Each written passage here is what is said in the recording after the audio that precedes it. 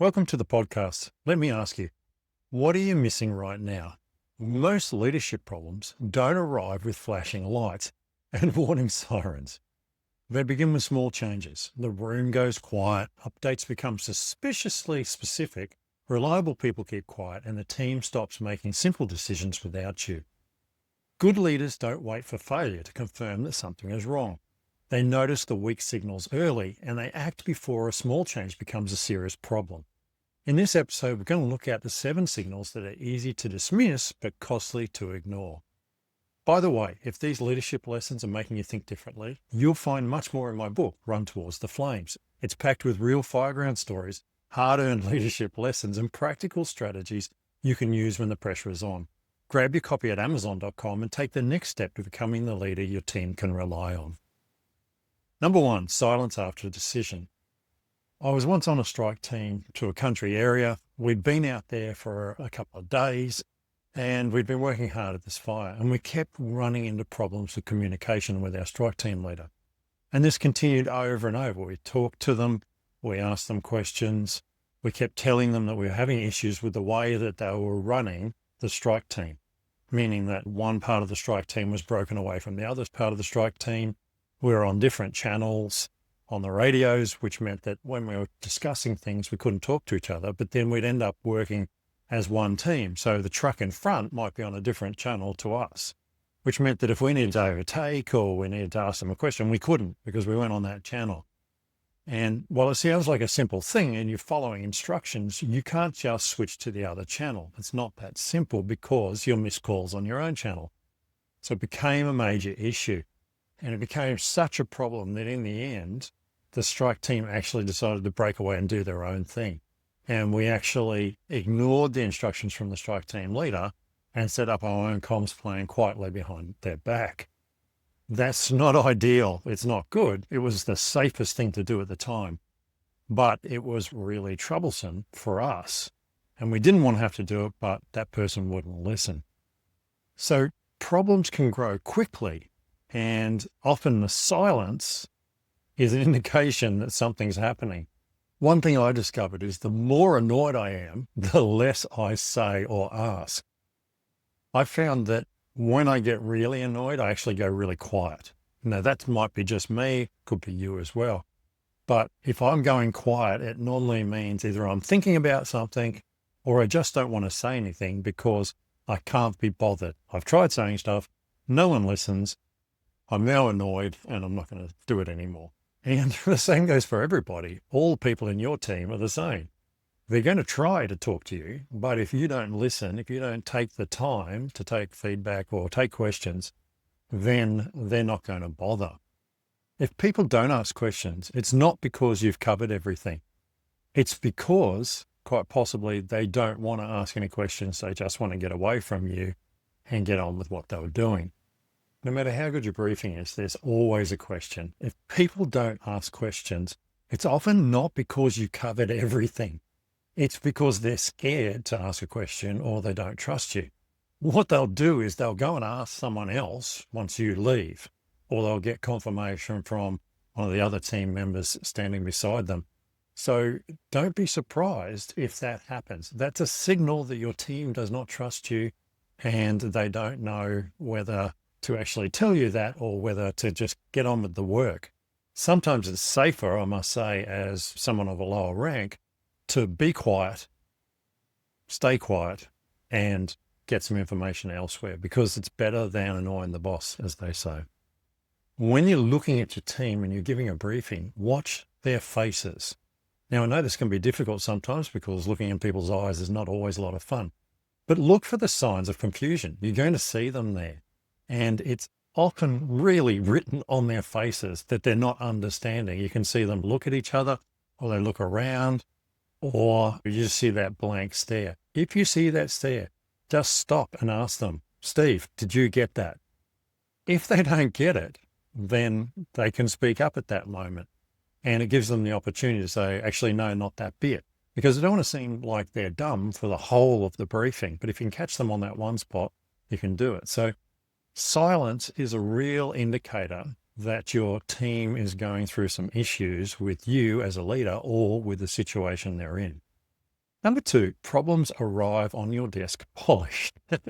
When every update sounds polished and positive, someone may be hiding risks and issues before it gets to you. Nothing ever runs perfectly smooth. So always ask what didn't go well. You can have the best report in the world, but there will definitely be issues no matter how well a situation's run. I've been to fires where everything ran smoothly on the surface, but there was problems. They weren't big problems. They were dealt with, but you need to know that. When you just get silence, everything's good. It's a sign that people have had enough. They're fatigued. They want to get out of there. They don't want to talk about it any longer. They just want to go home often. So every situation, there will always be learnings. If your team's silent, then that's a bad sign. And if the reports you get are very stilted and broken, then that's also a sign that something's going on. You'll often see in written reports, there is lots of information listed, but no specifics. And the specifics are what you're after. We did this, and then this happened, and then that happened.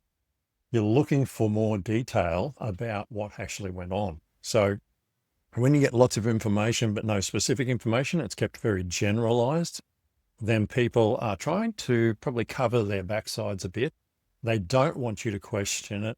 They don't want someone to see that there was issues. They want to appear like everything is good. Make sure you cross-check the information that you get. If someone's giving you data and it's saying that we had this many sales, for example, then go and check the books and see if there was that many sales. You need to make sure that the information you're getting is clear and accurate. Otherwise, you can't make good decisions. Don't take everyone's word for it. Yes, trust your leaders, but ask them the hard questions. We've all been there. We've all been middle management, if you like to look at it that way, where the pressure's on you to deliver. And you don't want to tell the boss that things aren't going as well. So you say, yes, sales are going well. Yeah, how well? Are we making lots of sales, like 100 a day, or are we making lots of sales, like 5 a day? There's a huge difference between the two results. So cross-check the information and make sure that when you get those polished reports, that they're really good. Another thing that's really powerful from your perspective is ask to see someone's work. I've worked with designers because I'm in marketing for many years. And often you'll get the report saying, oh yes, we're well underway with that. And oh, we're just doing this bit.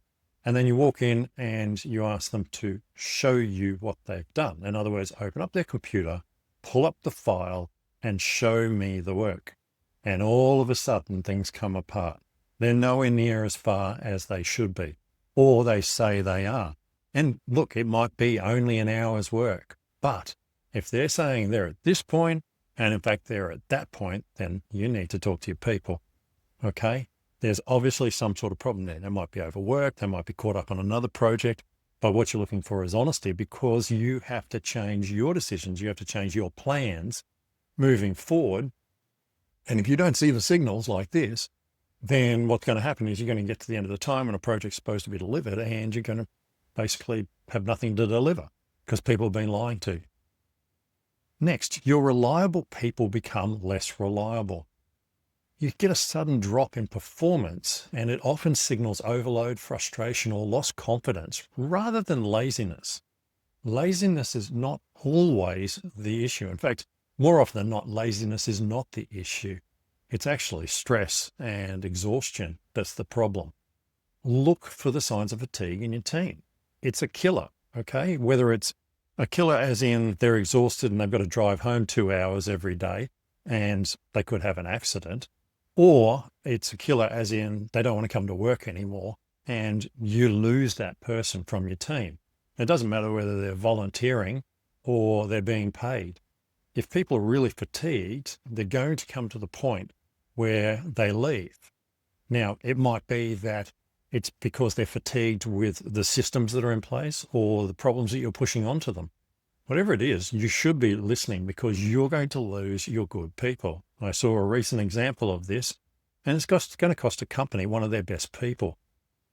It's not that person's fault. The company just doesn't listen and they don't care. So be it. But it is Dangerous. If you start pushing all your people out, you're not going to have anyone in your team. Talk to people privately, or get someone that they trust to talk to them and come back and talk to you. You can't always talk to people directly because you don't have a direct line to them, or they just don't have a good relationship with you, but they will have a relationship with someone else on the team. Get them to go and ask them what's wrong. It won't necessarily be anything you're doing. Okay, you might be doing everything right. They might just have a problem with it, or they might have problems at home, or some other issue going on. Their own health might be failing. Find out what it is and try and work around it or with it, or give them a break, whatever it is, what they need. Don't lose team members because you don't notice what it is and put it down to laziness. Next, humor disappears. When a team stops joking, the energy and psychological safety may already be failing. In my book, I tell a story. We'd been on the fire ground. It was deployment. It had been a really hard day, very high winds, very dry, and working against a fire that was coming directly towards us at a pretty good speed. Everything had been fine till around lunchtime when the wind changed direction and started pushing the fire down on us. But with that came the smoke. The smoke was so thick that you couldn't see 5 meters in front of you. And we were stuck in it for over 6 hours. Problem was, our replacement crews were supposed to come at 5 o'clock. It was now 6:45, and we were still stuck on the fire ground. And the word had reached us that the crews weren't coming because they hadn't had enough rest. And of course, while that sounds fair, it's not fair when everybody else has been there over 12 hours already. So we were exhausted and everybody was angry and everybody was starting to get really itchy feet, to the point where it was like, we are going to actually leave the fire ground and this fire is going to be on its own because fatigue-wise, we can't do any more. We've had enough. And then suddenly there was a little ping on someone's phone and a bit of laughter. Then it started pinging on everybody's phone. We're like, okay, what's going on here? So we picked up our phones, we had a look, and there was this photo. And the photo was of a rock, and the rock looked like someone's backside. Now, it doesn't sound extremely funny, but when you're exhausted and you've had enough, it was enough to tickle the fancy of a lot of very tired firefighters. And it became a real thing. Everybody wanted to go and find this rock and get their photo taken with it when we were off the fire ground the next day. And it broke the pain of the situation. Point is that the humor had fallen out of us. Firefighters are pretty good at staying cool and having a bit of a laugh, even in the darkest moments. But when you get to the point where you can't even make each other laugh, things are pretty bad. That was just enough to break the stress, and luckily crews were replaced within the next half hour. But even that last half hour was really hard just to hold it together. You'll often get to a point where nothing will make you laugh. And the same goes for members of your team. When you notice the laughter's gone out of the room, there's no giggles, there's no smiles, there's no nothing, just that look of exhaustion, you've got a problem. So keep your eyes open for it. Maybe people need a day off. Maybe you need to go and do something different together. Whatever it is, things are going to get real bad real quick if people are not able to laugh anymore. Every movement people make looks like hard work. You get to that exhausted time where even getting out of chair, you're like, ugh, as you stand up. And it's no one wants to move. We've hit that point where you want to go on the ground and lie there and not move. So humor goes first, and then eventually the body starts to go and everything comes apart. So watch out for that as a signal. Small rules get quietly ignored. This is a major one, I think. Minor shortcuts that reveal that people are dropping their standards, their trust, or their respect for the leadership, and that starts to weaken your ability to lead the team. It's not often big things that break down first. It's the little things, okay? And these can lead to safety being compromised. They can be simple things as not shutting the door when you come through when it needs to be shut for safety, not tidying up desks, just letting them be messy all the time, not pushing chairs in when they get up to move so other people have got to work their way around them. They're very simple rules that people follow from an etiquette perspective, but there may be more complex ones, such as on a fire truck, not resetting the truck properly, not making sure that the water tank's full, all sorts of things like that. They add up and can eventually lead to real issues in the team. You don't want these little things to add up to big issues because they will build upon each other. And if you don't deal with them, it becomes a problem. The other issue that I see more than anything is people develop poor habits and then they are hard to break. So for example, on a fire truck, we need to make sure the water tank's full. If we each week don't bother to check the tank and the tank's always half full and we get a fire call, we've only got half a tank of water. That can make a big difference on a fire ground because we've got to leave to go and get water.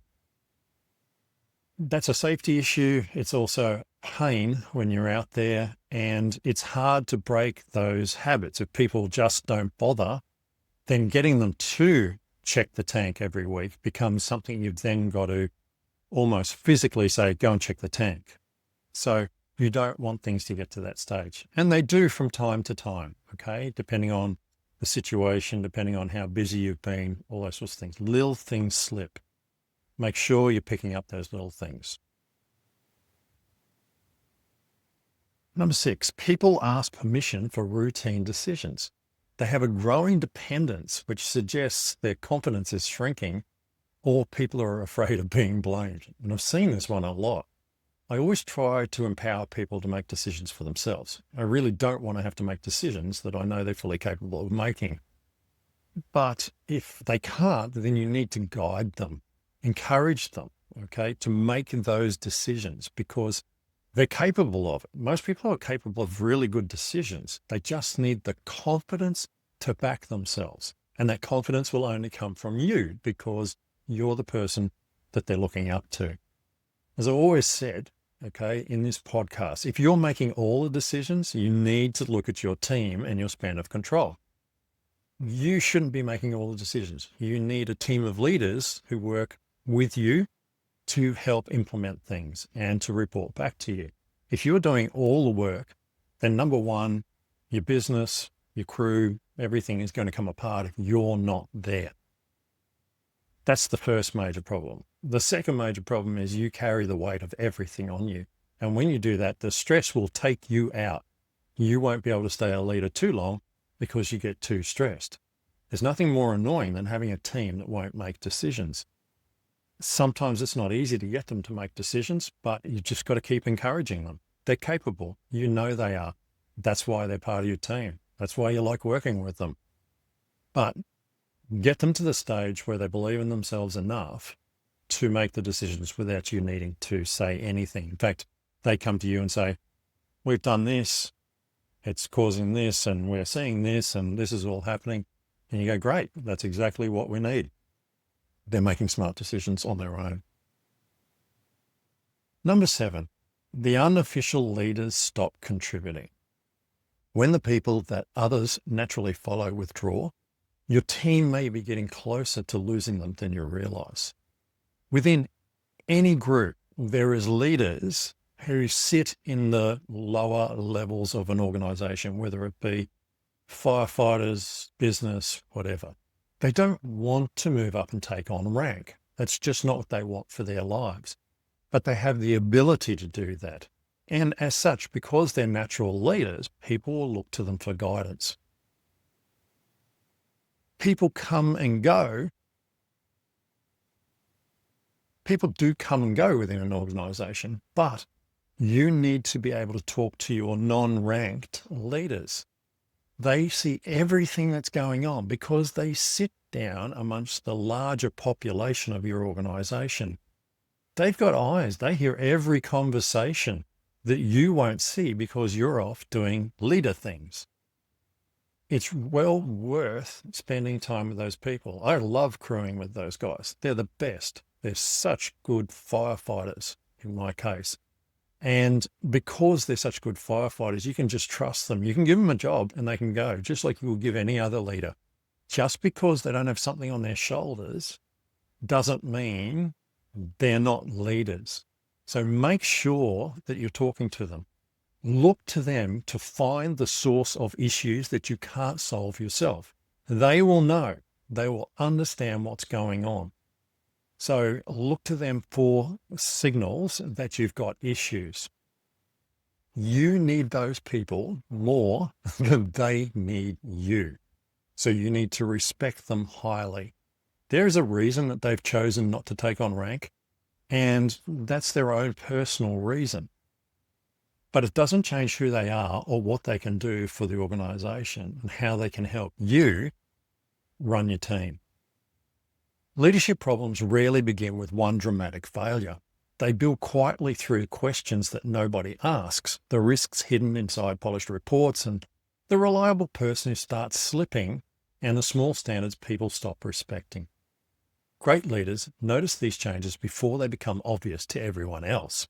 They watch faces, they listen to what's being said, and they check in before judging things. The real warning isn't always noise or conflict. Sometimes it's a team becoming unusually quiet, careful, or disconnected. Great leadership isn't only about responding well when something goes wrong. It's about seeing trouble early enough to prevent it getting bad. Thanks for listening to Leadership in the Line of Fire. Until next time, stay alert, lead with courage, and run towards the flames.